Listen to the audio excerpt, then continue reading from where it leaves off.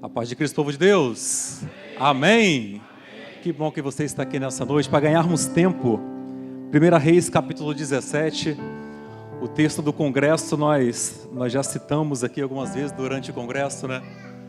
Para ganharmos esse tempinho, vamos direto ao texto da meditação desta noite. Quero agradecer a mais uma vez por estarmos aqui, né? Cultuamos ao Deus com os irmãos. Está aqui minha esposa, o Benny está lá embaixo na salinha. É difícil ele descer para a salinha, pastor. Então acho que está gostando da igreja, né?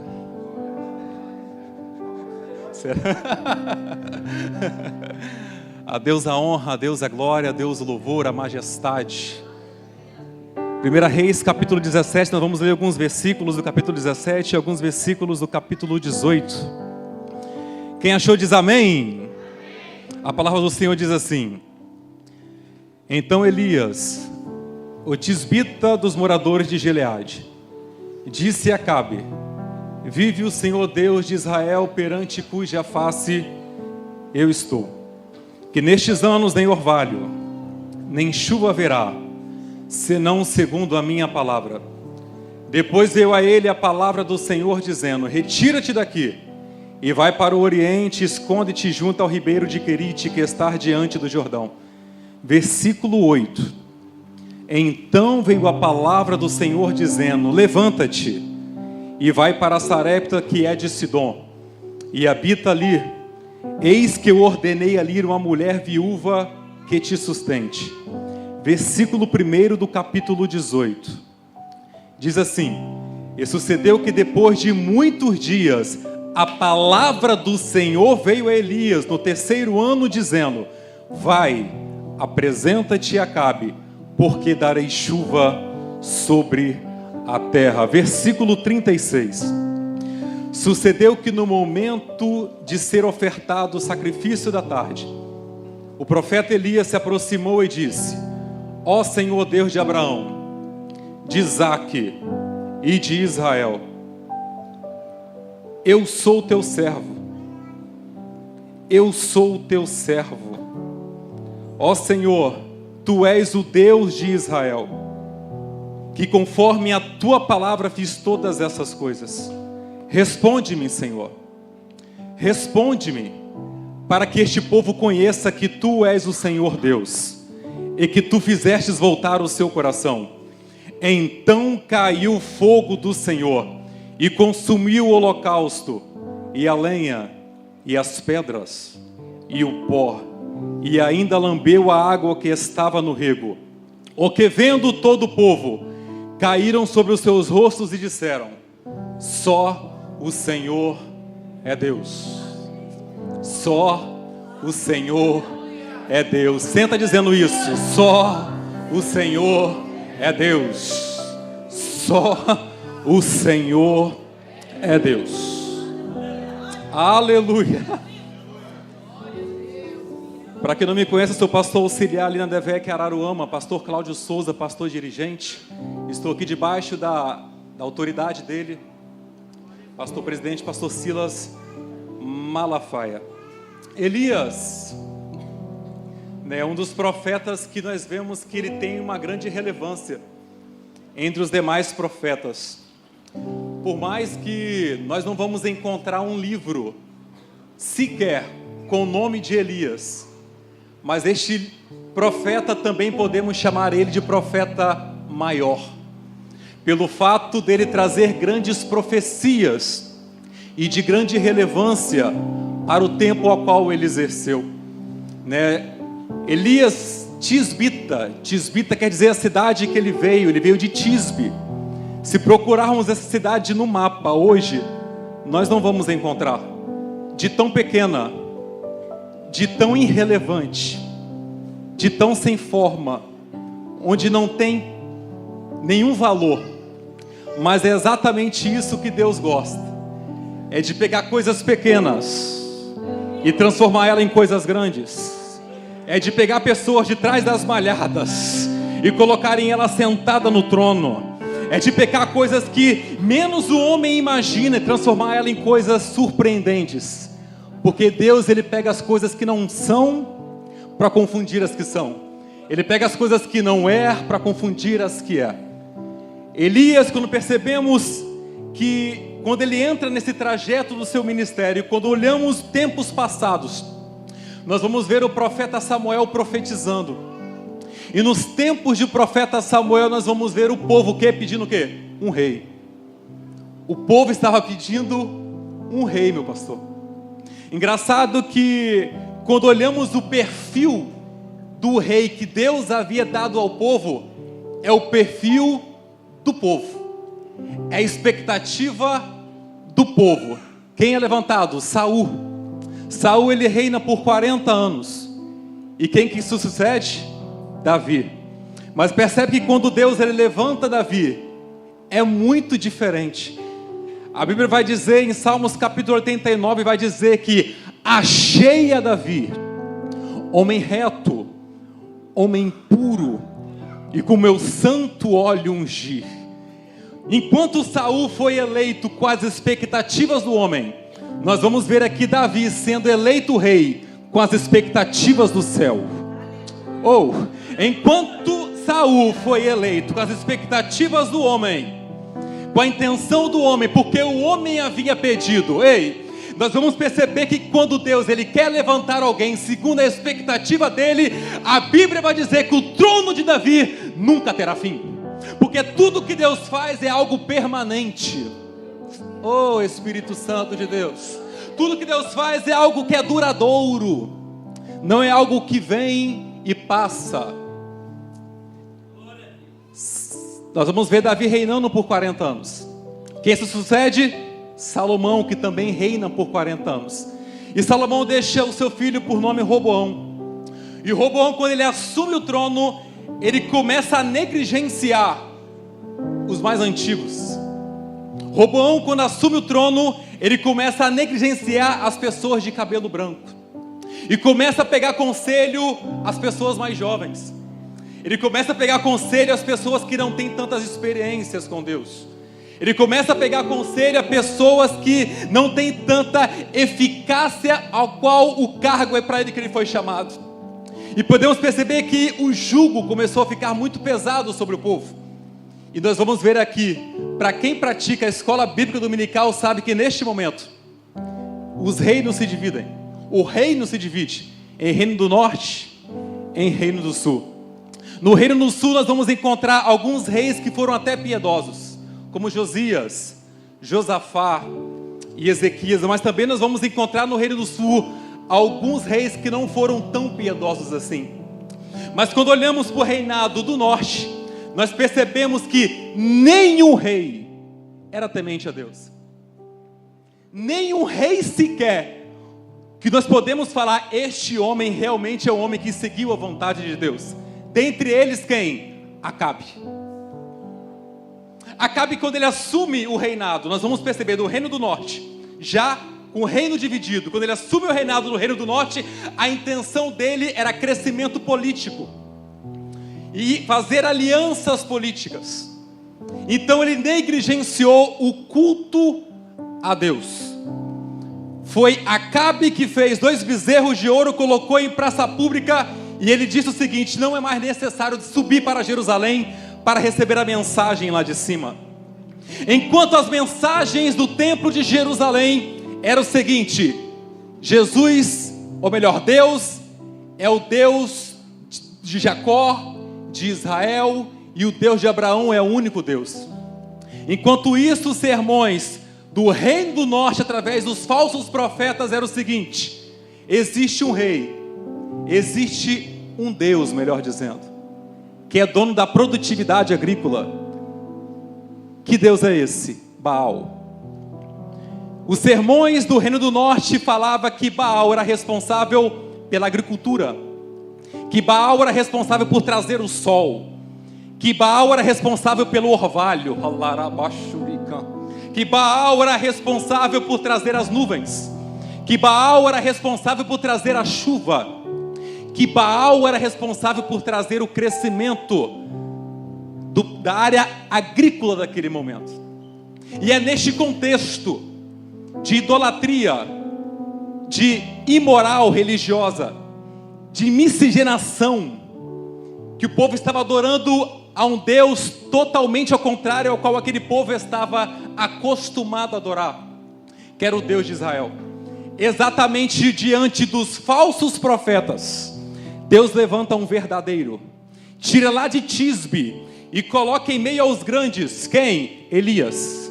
O profeta Elias, quando ele entra neste contexto, nós vamos perceber que ele vai no território inimigo e profetiza dizendo o seguinte: vive o Senhor Deus de Israel, cujo a face eu estou, que orvalho nenhum, que chuva nenhuma haverá sobre Israel, senão segundo a minha palavra.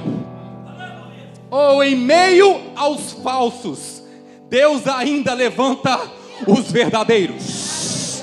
Em meio às pessoas idólatras, Deus ainda levanta aqueles que ainda têm o teu coração voltado a adorar somente a um Deus, um só Senhor, um só Salvador. E Ele está aqui no nosso meio, querendo ouvir a adoração da igreja nessa noite.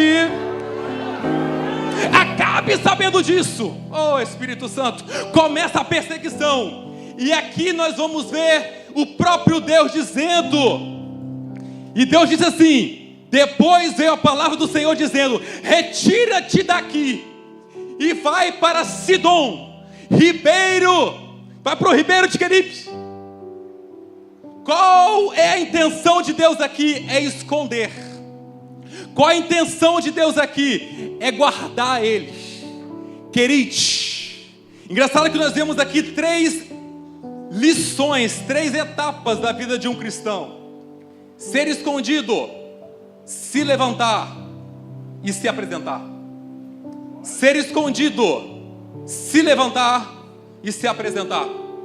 Nessa primeira etapa do ministério de Elias, Deus falou o seguinte: esconda-te, vai para Querite, e lá eu vou fazer de você mais próximo de mim. O que é Querite? Querite é o local onde nós somos forjados.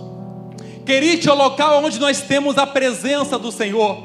Querite é o local onde nós entendemos que realmente Deus está no controle de todas as coisas. Eu tento imaginar que Elias, no primeiro dia, saindo da caverna, bebendo água no ribeiro do Querite, e imaginando: quem vai me trazer pão?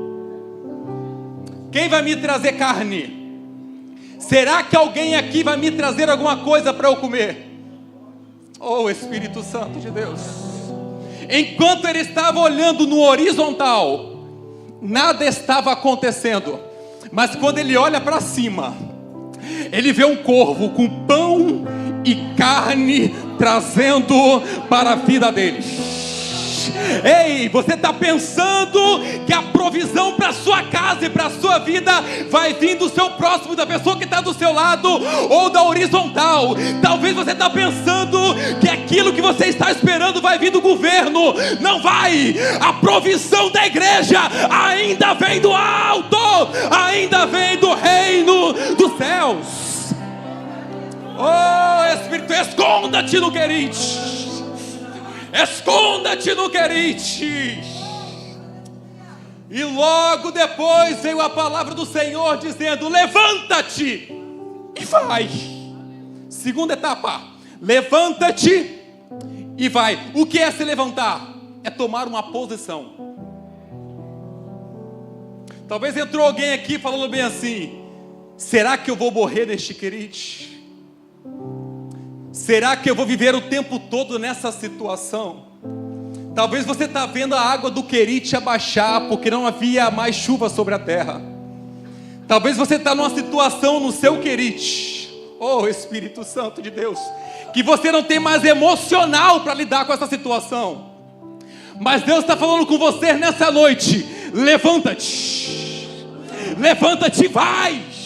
Porque lá na frente já tenho providenciado algo para você.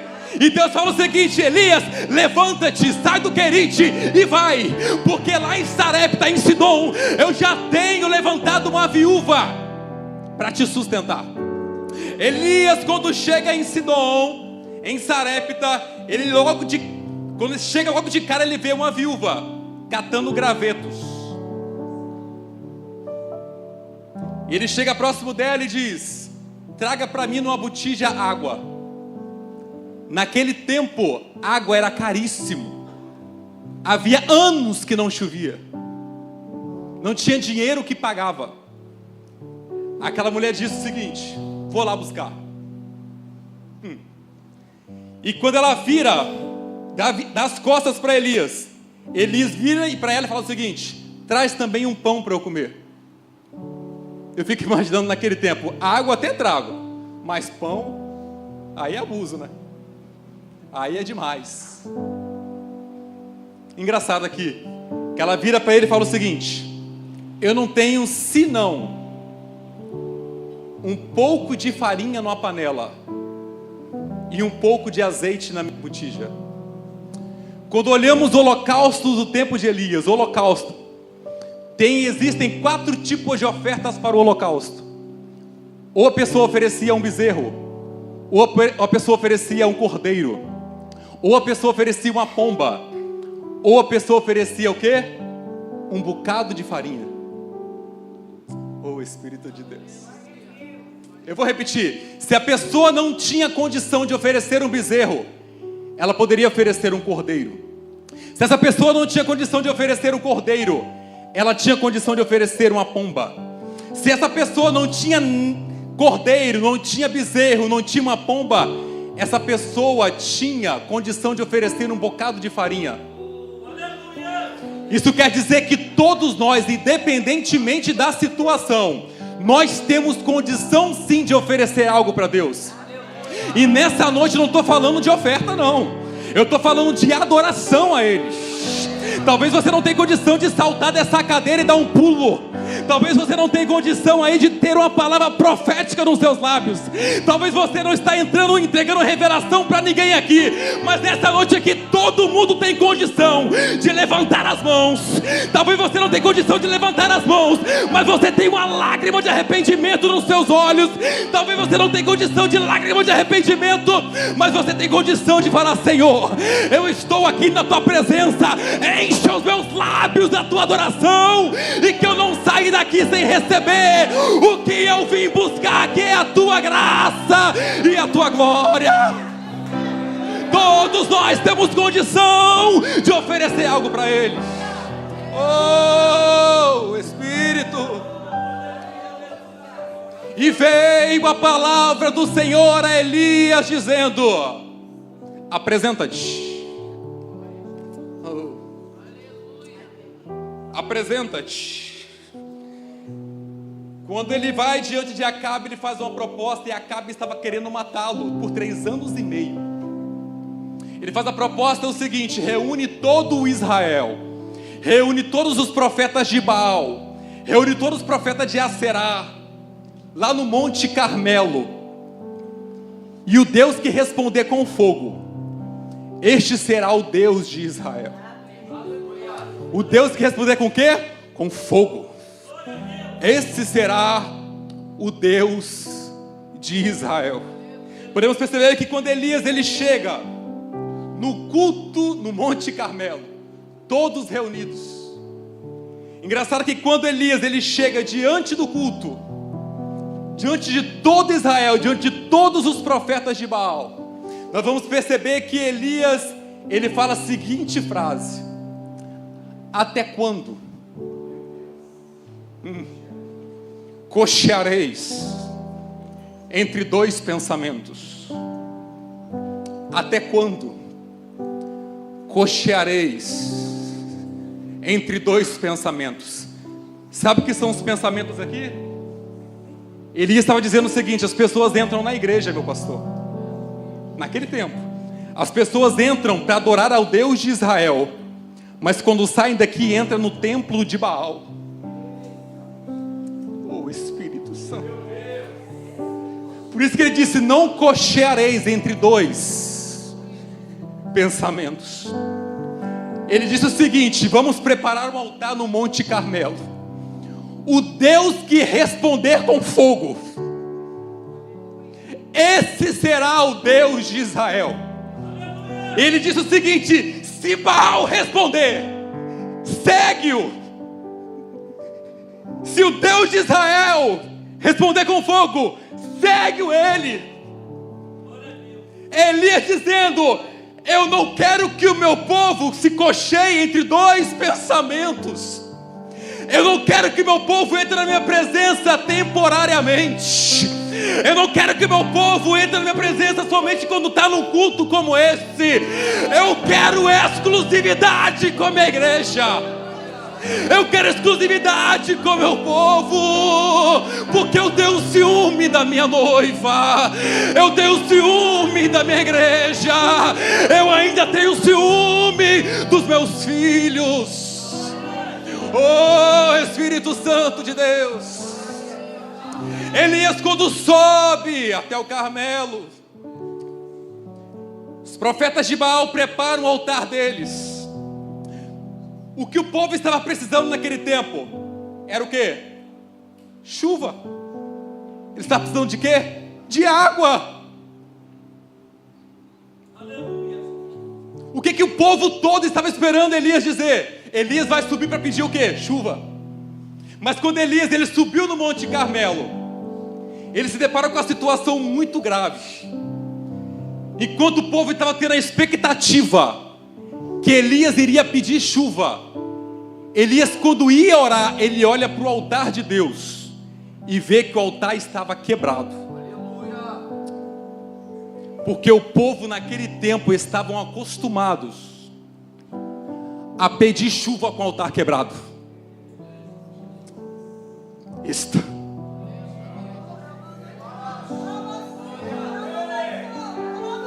O povo naquele tempo estavam acostumados a entrar no ambiente com o altar quebrado e pedir chuva.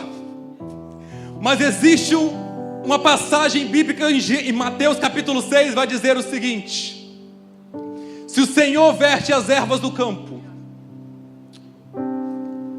que hoje existe e amanhã é lançada no fogo, não vestirá muito mais a vós, ó homens de pequena fé? Não andeis inquietos com o que comer, com o que beber, com o que vestir, porque os gentios, os ímpios, buscam por essas coisas. Vocês não sabem que eu conheço as vossas necessidades? E o autor continua dizendo: mas buscai primeiro o reino de Deus e a sua justiça, e todas as demais coisas vos serão acrescentadas. Todas as demais coisas vos serão acrescentadas. Eu vou clarear a sua mente aqui. O que Elias estava dizendo era o seguinte: chuva é necessidade, mas altar é prioridade. Altar é prioridade. Chuva é necessidade. Necessidade. Eu lembro que um dia eu falei lá na igreja que eu tenho saudade daquele tempo onde nós éramos reconhecidos pelo homem de oração que nós éramos. Quando olhamos uma pessoa, quem nunca aqui presenciou isso? Fulano trocou de carro, fulano trocou de casa, fulano conseguiu passar naquele concurso. O que nós costumamos falar? Ele é abençoado, esse irmão. Esse irmão é abençoado. Mas quando você tem alguém falando bem assim: esse irmão ora 3 horas por dia, esse homem já subiu o monte 3 vezes essa semana, esse homem Deus batizou ele com o Espírito Santo agora há pouco, este homem é cheio dos dons do Espírito, esse homem é cheio da presença de Deus. Quando ele fala, ele tem uma autoridade que eu não sei de onde vem isso. Sabe o que costumamos falar? Deus usa. Porque muitas vezes somos tratados pelo que nós temos. Muitas vezes somos tratados pelo aquilo que Deus nos deu. Nós somos às vezes tratados pelos acréscimos da vida, pelas necessidades. Oh, Espírito Santo de Deus. O versículo não é assim: buscai as necessidades. O versículo diz o seguinte: buscai primeiro o reino de Deus e a sua justiça. E as coisas que os ímpios buscam, eu conheço o que vocês necessitam, eu vou te dar também. Eu vou oferecer também. Eu vou te dar tudo isso que vocês precisam. Oh, aleluia. Por quê, gente? Quem não se lembra de Jesus quando foi tentado? Jesus ficou 40 dias de jejum. Quando Satanás conduziu ele até o deserto, o que Satanás ofereceu? Necessidade. O que Jesus estava precisando? De comer. O que o diabo ofereceu? Comida. Transforma essas pedras em pão. O que Jesus disse? Nem só de pão. Viverá o homem, mas de toda palavra que sai da boca de Deus. É Jesus dizendo: eu não vivo dessas necessidades, eu vivo do reino de Deus e da sua justiça. Satanás, insatisfeito, leva ele até o pináculo do templo e diz o seguinte: está vendo essa terra aqui? Tudo isso me foi dado. O diabo é o pai da mentira, mas nesse dia Jesus não falou que ele estava mentindo. Afinal de contas, o apóstolo Paulo vai dizer que Satanás é o príncipe dessa geração, é o príncipe dessa terra. E Satanás diz o seguinte: está vendo isso daqui? Tudo isso me foi dado. Eu dou a quem eu quero, se de joelhos me dobrar, se de joelhos me adorar. Com outras palavras, está vendo essas casas? É minha, eu dou para quem eu quiser. Está vendo esse status? Eu dou para quem eu quiser. Está vendo essas riquezas dessa terra? Eu dou a quem eu quiser. Mas de joelhos tem que me dobrar. Isso quer dizer que riqueza até Satanás dá. Oh, Espírito de Deus. Riqueza até Satanás dá. Oh, Espírito Santo de Deus. Mas Deus disse o seguinte: eu não preciso dessas necessidades, porque isso Deus já sabe que eu necessito. Mas adorarei somente ao Deus que está sentado sobre um alto e sublime trono. Elias, ele prepara o altar. Enquanto Elias está preparando o altar, Baal já está clamando ao Deus de Baal. Os profetas de Baal já estão clamando a Baal, e nada de Baal responder. Neste meio tempo, Elias preparando o altar. O engraçado é que no reino do norte havia 10 tribos, e no reino do sul havia 2 tribos. Quando ele junta as pedras para construir o altar, engraçado que ele não coloca 10 pedras, ele coloca o quê? 12 pedras, representando a cada tribo de Israel. Isso ficou matutando na minha mente. Por quê? Porque ele não colocou somente as 10 tribos do reino do norte, representando as 10 tribos do reino do norte. Ele juntou as 12 pedras, mostrando uma totalidade. Isso quer dizer que o fogo não desce sobre o altar se o altar estiver dividido. O fogo não desce sobre o altar se ele não estiver na sua completude. Deus está falando aqui que Deus vai começar a trazer pessoas que estavam afastadas. Deus está falando aqui que Deus vai começar a trazer pessoas que estavam distantes. Deus está falando aqui que vai começar a trazer pessoas que estavam afastadas da sua casa. Deus está querendo dizer o seguinte: aquele filho vai voltar, aquele marido vai voltar, aquela mulher vai voltar, aquela pessoa que estava afastada vai voltar para casa, porque o fogo de Deus vai descer sobre a tua casa, e sobre a tua família. Pessoas estão trazendo de longe. Ele fala o seguinte: preparamos o altar, agora vamos e trazemos a lenha. O que é a lenha? A lenha é o combustível. O combustível. Isso quer dizer que Deus, quando Ele joga fogo, se não tiver lenha, o fogo se apaga.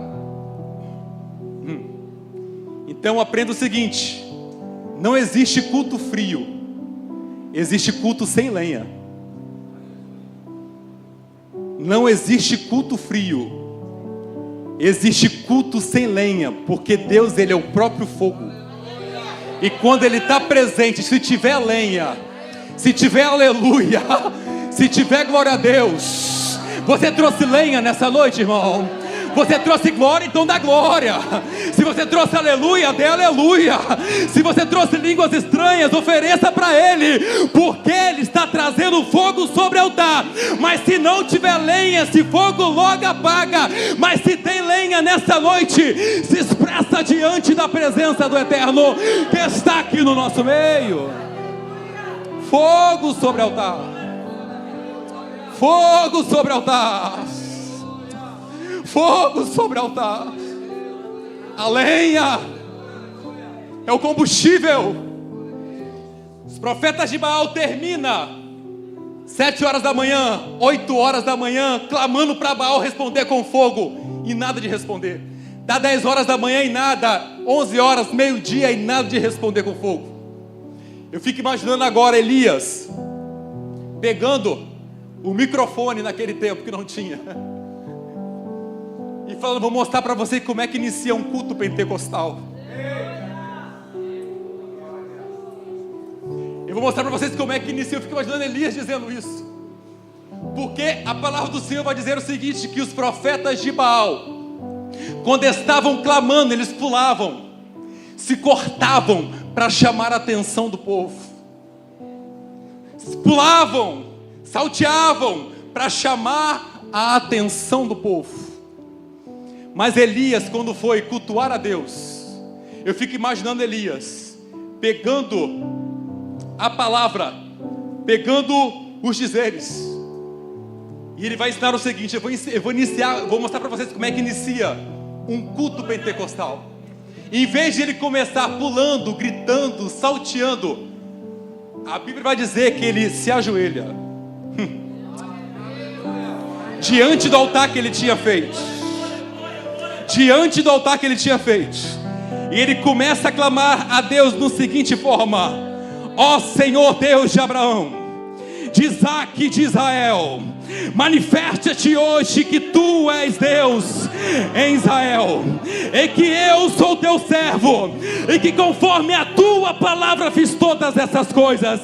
Responde-me, Senhor, responde-me, Senhor, para que este povo conheça que tu fizestes essas coisas e que tu fizestes voltar o meu coração.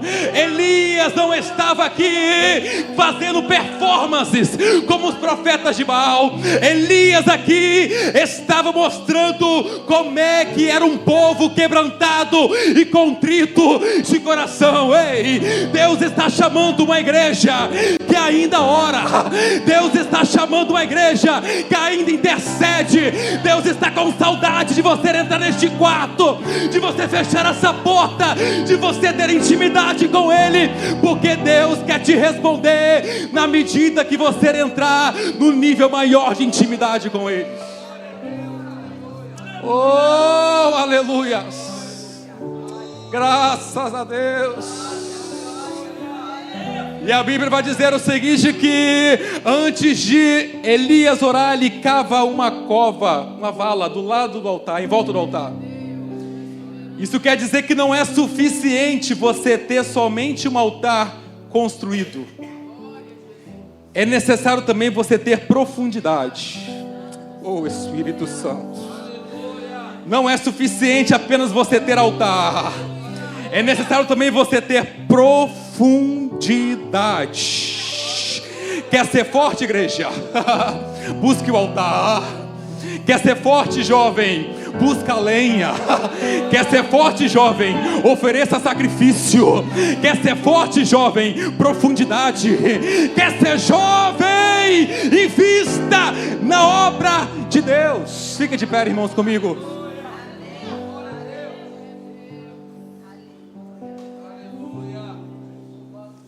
Talvez você entrou aqui nessa noite. Vou ser bem breve, que eu já passei 3 minutos do meu horário que o pastor deu. Talvez você entrou aqui nessa noite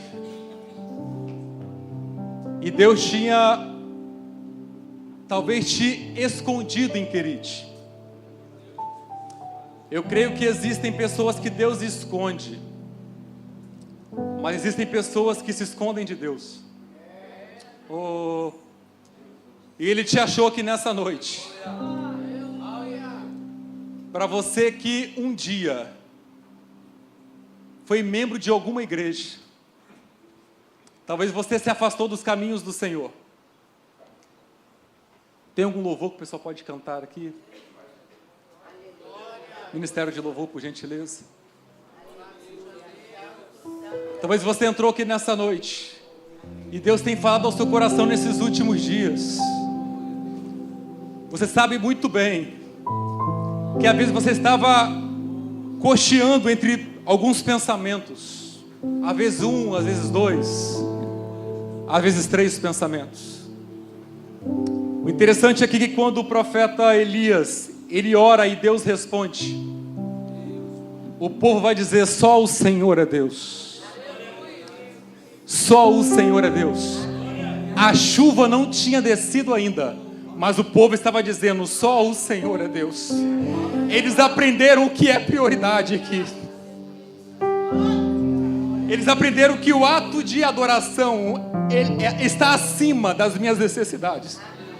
O povo de Deus aqui aprendeu que o ato de adorarmos a Deus e colocarmos Ele na posição devida, o povo aprendeu que só o Senhor é Deus antes da chuva cair. Oh, Espírito Santo de Deus. E Deus te trouxe aqui nessa noite. Está te dando esta oportunidade, porque você tem se escondido de Deus. Mas Deus está falando com você nessa noite: levanta e se apresente ao altar de Deus, que Ele tem uma obra diferente para você nessa noite. Para você que talvez nunca se entregou para Jesus, nunca entregou sua vida para Deus, Deus te convida nessa noite: saia do seu lugar, venha até aqui à frente, que nós precisamos orar por você. Talvez você está passando por situações totalmente difíceis. Essa crise emocional que você talvez está vivendo, esse vazio, gente, existe um vazio que é só Deus. É só Deus para preencher. Eu quero te dar uma boa notícia nessa noite. Ele está na casa. E Ele está querendo que você tome este passo na sua vida. Enquanto o louvor estiver sendo mencionado aqui, estiver sendo cantado nessa noite, saia do seu lugar, não tem nada que te prende aí. Deus precisa que você tome uma atitude, porque aí onde você está nessa noite não muda nada, mas aqui diante do altar de Deus, muda tudo para você. Saia do seu lugar, venha até aqui à frente que nós precisamos orar por você. Pode cantar. Oh, Espírito Santo. Existe um rio, Senhor. Cadê você nessa noite? Que flui do teu grande amor. Espírito Santo de Deus. Águas que correm do trono, águas que curam, que limpam. Deus te chama nessa noite, vem. Deixa o Espírito Santo falar ao seu coração. A porta da salvação está aberta nessa noite. Tudo vai transformar. Ele te chama nessa noite. Ele te chama nessa noite. Pois leva a vida do próprio Deus. Este rio está neste lugar. Vem beber deste rio nessa noite, vem. Quero beber do teu rio, Senhor. Quer saciar a sua sede. Sacia minha sede, lava o meu interior. Eu quero fluir em tuas águas. Eu quero beber da tua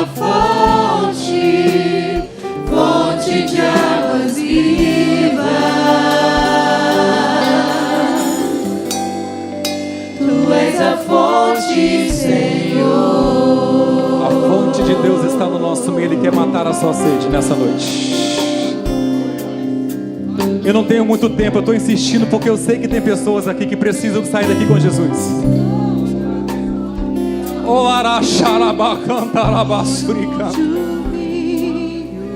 Saia dessa cadeira, irmãos. Deus está te convidando nessa noite. Venha até diante do altar. Ou levante uma das suas mãos que eu vou te ajudar a chegar até aqui. Mas não saia daqui sem Jesus nessa noite. Só Ele pode preencher os vazios da nossa alma. Neste lugar.